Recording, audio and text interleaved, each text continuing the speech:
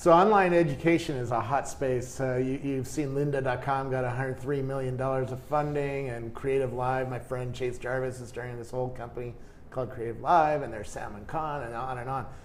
And there's lots of other things going on in the space, but nobody has really come out with a great way for a teacher to teach and a great way for a person to learn.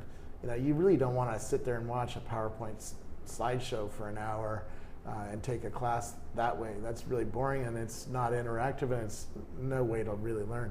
So I'm really interested in hearing what Versal has to show me, because they just launched a new system that lets educators build new kinds of learning experiences for online delivery that are going to be a lot of fun to see. And I'm going to look at it right now.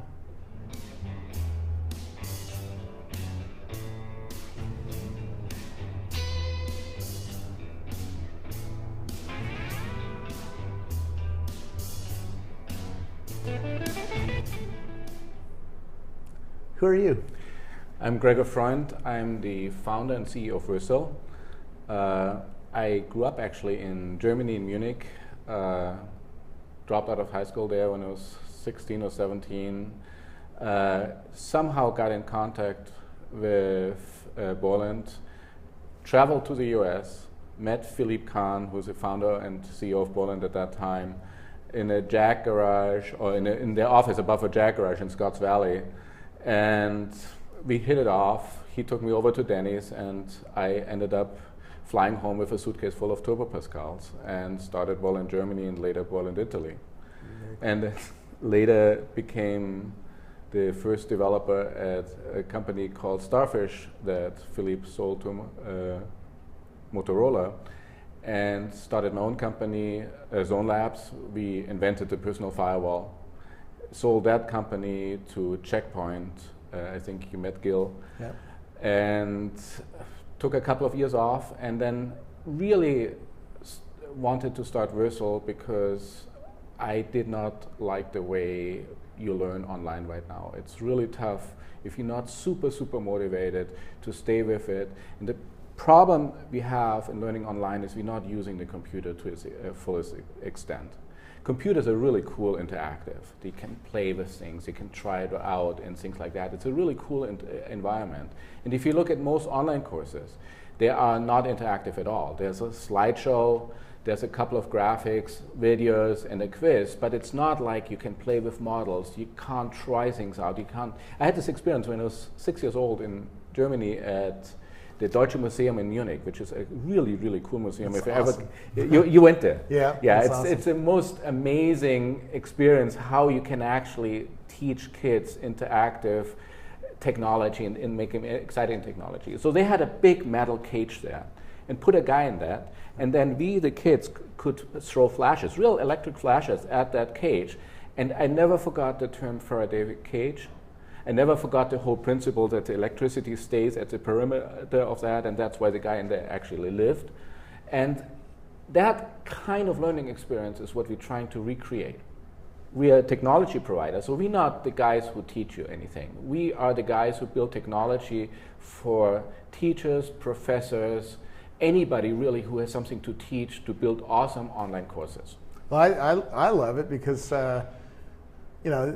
I'm in San Francisco, and if you look at San Francisco's history, the people who really got rich here aren't the gold miners, it's the people who sold stuff to the gold miners like Levi Strauss or Bank of America or whatnot.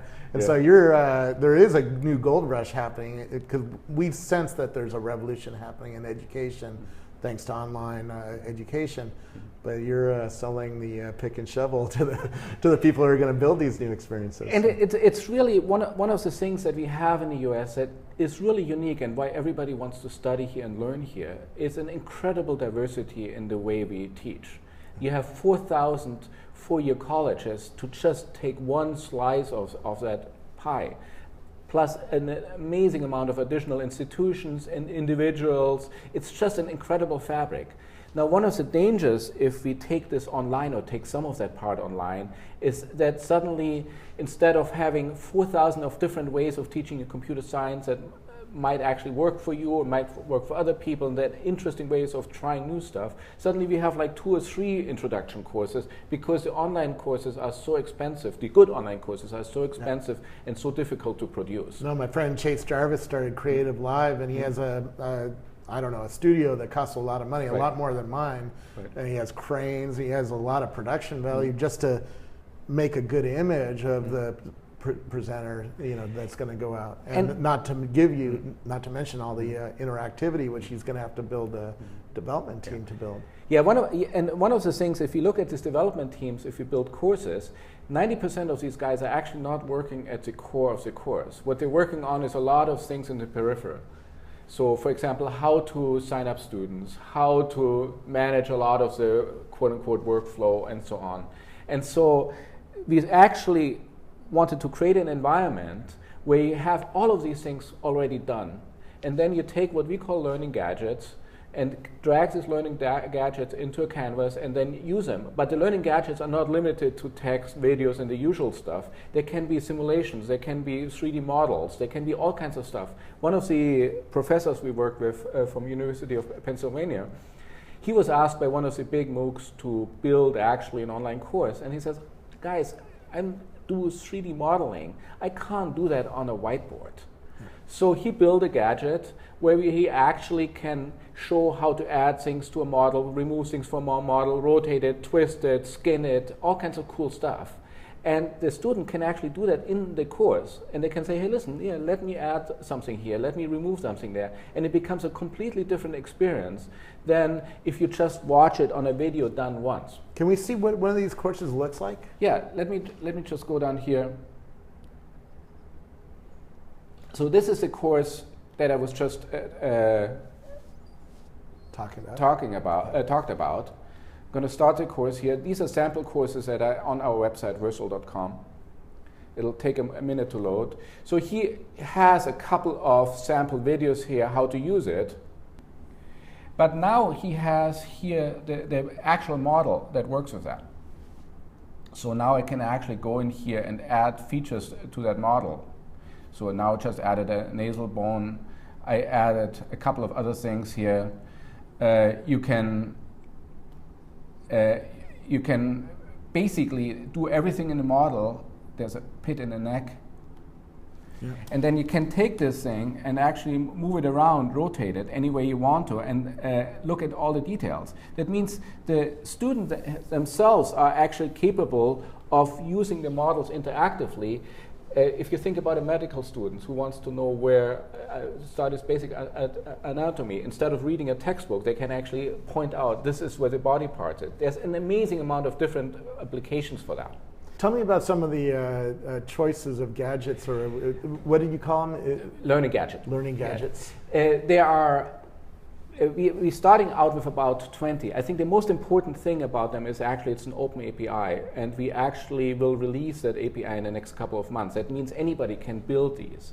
And the ones that we have on there is start from statistics, from graphic representation of numbers, to videos, and so on. Today I actually saw in the office that they included a 3D modeler, and it was a couple of hours to put that together. So the idea is really not that we kind of determine what's a really cool way of building a course, but that the teachers and professors can actually find out their own way. And we think over the next 3 to 6 months, you're going to have a couple of hundred of those. And if you want to find a different way of doing something, it's an open API, so you can always plug in more of those. It's essentially JavaScript model. Can you go to the creator and show me what the creator looks like? Yeah. Change the name of the lessons. Yeah. I don't know. Can I put a video in there of me talking and presenting there? You can grab a video, add it there, pick one. So I could record something on YouTube or something. I don't know what I have here in terms of videos right now. You don't have to do it. Okay. I just want to know that it's possible. Yeah. So what we build in there is the ability to build an endless number of things in there that actually allow or even require interactivity from a student. Okay. And so, and that makes a completely different learning experience. And it also allows you to build courses for people who have a really, really hard time getting this kind of presentation mode. I mean, if you just talk to me, I don't learn this way. I know that tons of people have no problem taking notes and learning that way, but some people don't. And Yeah. for me, you have to be interactive. You have to be able to touch things. Yeah. And the ability to do that, and that's really the core mission of what we do, is build better interactive courses. So let's say I'm teaching you how to do pottery or something. Yes. That's going to require a 3-hour kind of length of time. Right. Do I split that up into different canvases, or do It's completely up to you. You can split it up to multiple lessons. You can even split it up into multiple courses. You can make Pottery 101, Pottery 102. You can shoot some videos. You can have some lists of materials you might need for that. You can have some quizzes in between, how long is going to burn your pottery and things like that. So it's really up to the creative ideas of the teacher. But we don't give you a predefined structure beyond of, hey, here's lessons, here's sections. Aside from that, you can build it any way you want to. It's really a creative tool to build courses. It's not that we tell you what to do with it. We have, for example, one guy who's working on a chemical modeling kit. So he basically do the formulas and then add the atoms, remove them, and so on.